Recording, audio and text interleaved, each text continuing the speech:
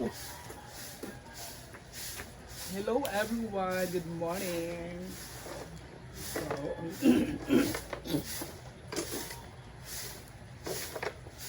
gawin natin ngayon ay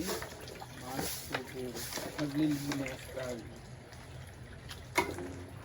Kasi, kailangan talaga natin maglilinis kasi may mga bisita tayo dito.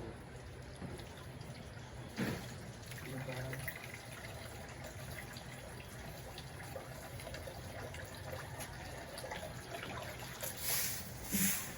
May gawin mga moms here.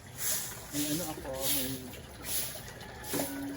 wind sa idea. Kasi doon kasi nag-ulit si kaya sa bahay. Ngayon, at sobrang stress siya. Tapos, kasi diba, pinagalitan siya naman. Kasi nagwala siya kahapon nung birthday ni Idol, nagwala siya. Ano siya? Si Auntie. Wala siya? Hindi po may madam, nagwala. Nagwild ba? Ha? Nagwild. Ano naman? Subog na. Subog na siya. Lasing na kasi siya. So may mga monkey, habang nag-iisip siya kasi gusto daw niya oo. Kasi gusto daw niya mangupahan. Gusto daw niya mangupahan ng bahay. So sabi ko sa kanya, huwag padalos-dalos na mangupahan ka ng bahay. Kasi una,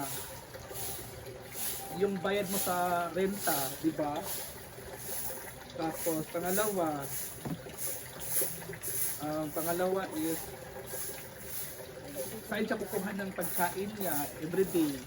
Wala naman siyang pakikitaan. Tapos pangatlo, kung magupahan siya, anong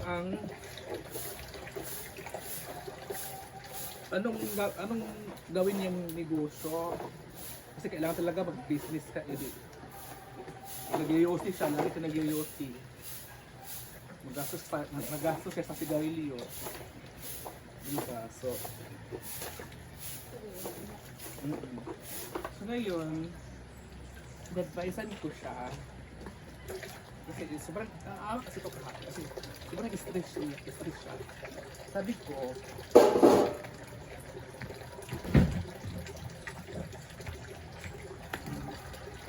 sa kanya na huwag na lang kong mangupahan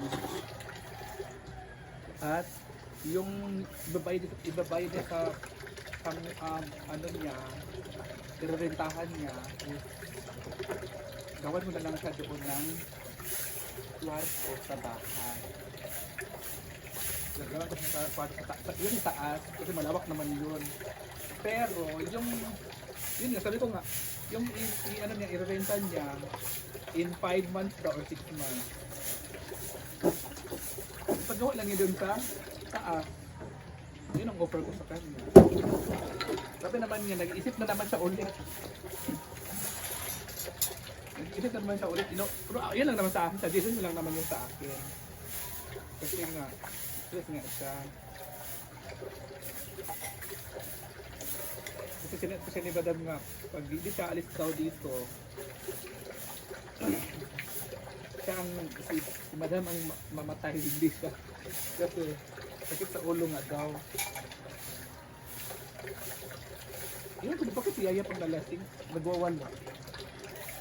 Nagwawala.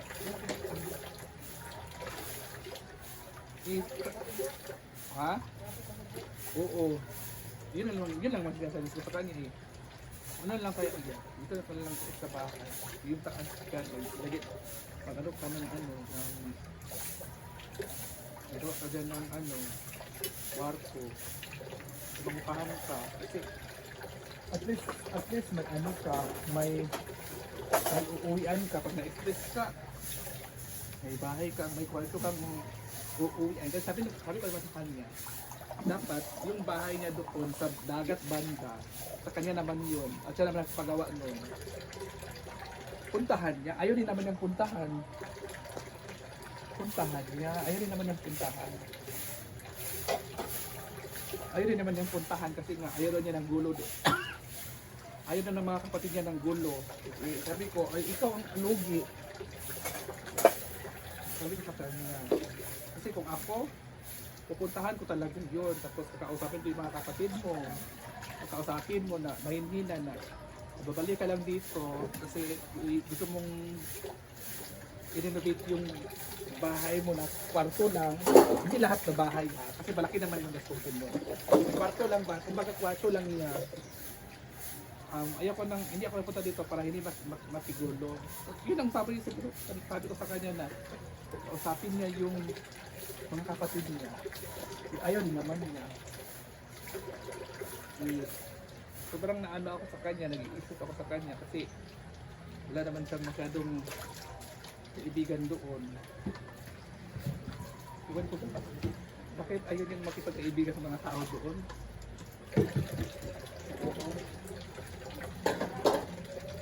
Kaya yun, ano naman i-offer ko sa kanya na kung magre-rent siya, ito. Paggawan kasi daw ng kwarto sa taas. Di ba?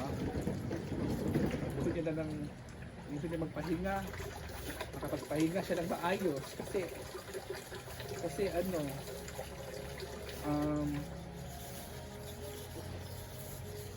kasi wala namang istorbo sa kanya doon. Kasi alam naman natin, sabi ko sa kanya kasi kanya-kanya tayo nag-ano tayo ng mga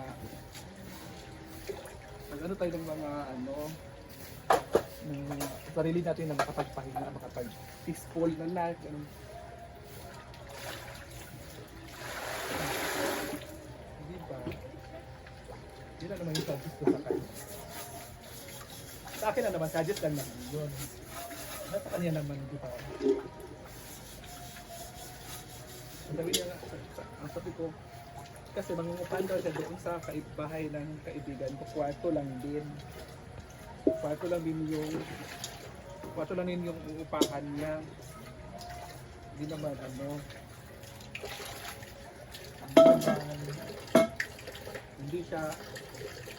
hindi naman buong bahay, kwarto lang din yung uupahan niya. Kasi pag buong bahay 3,000 ang rent, 3,500 gano'n.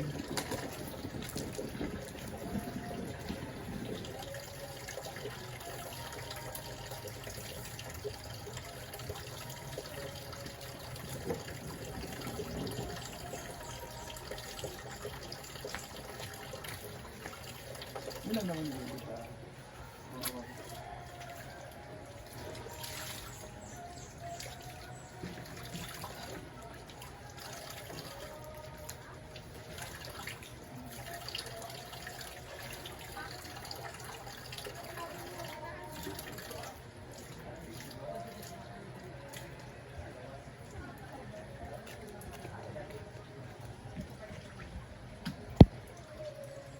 So ayun na guys, malinis na po dito.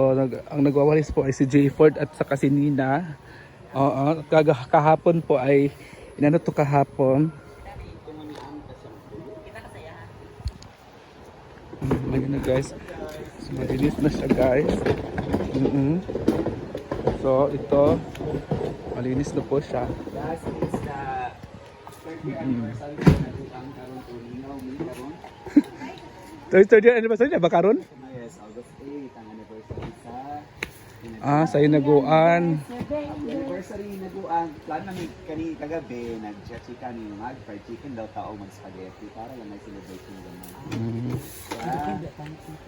Last year nag-party di ata. Oh, last year nag-party ta. Nag-floral party ta Oo. last year. Wala man si Madam karon. Wala si Brenda. Well guys, so malinis na po dito. Dito naman tayo. So next natin linisin ay dito. Hindi pa. So may mga motor. So yun na naman ang ano ko mga mamsi. Walang masyadong tao ngayon guys. Hindi ba? So mag-ikot-ikot muna tayo. Kasi kahapon dito sa nag-inuman kahapon. Yung mga ano ni Ardel yung family niya. So lahat dito ililinisin namin. Di ba? So, sobrang puno yung ano, yung pool natin. Sobrang puno kasi nagtatubig pa kasi doon eh. So nilagyan siya ng chlorine. Ayan na guys. So, grabing party pala dito kagabi.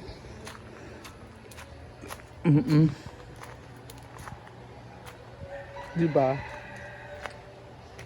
Alam na kasi mga mamsi, ako kasi kahit ganito lang kami ni Yaya, pero kahit inaaway niya ako lagi, ako pa rin yung sandigan niya, ako pa rin yung nakakausap niya lagi, at saka ako yung nasasabihan niya ng kanyang problema kasi kilala ko yan si Yaya.